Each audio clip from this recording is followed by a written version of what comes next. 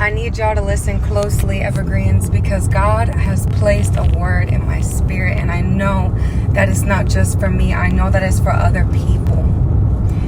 God said to rejoice when you are around Peters.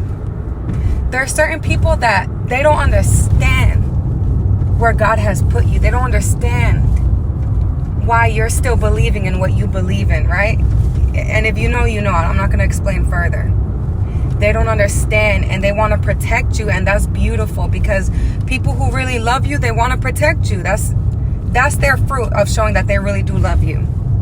Now, Peter wanted to protect Jesus all the time, and he would butt in all the time and almost be he was a hindrance, but he didn't know. Peter was like, okay, I'm gonna protect Jesus at all costs. I don't care, like he was about that life, and he was ready to throw hands for Jesus, right? But he didn't know that in his overprotectiveness for Jesus, that he was actually hindering Jesus. He was blocking, right? He was blocking the blessings.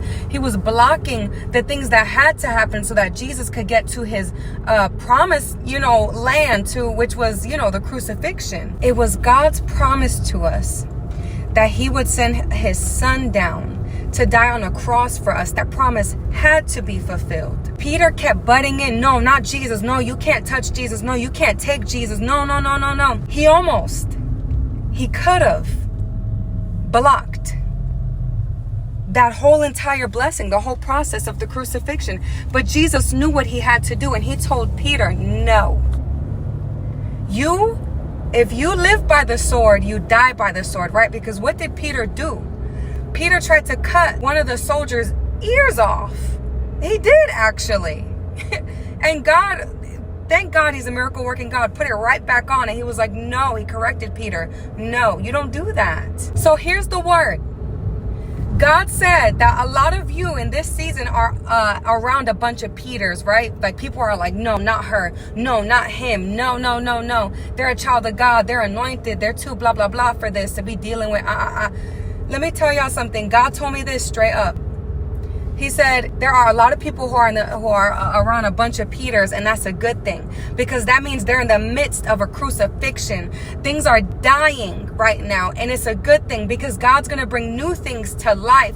And after the crucifixion, when Jesus died, wink, wink, he rose up 3 days later. It happened swiftly, and people didn't expect him to wake back up. Not even the people that walked beside him.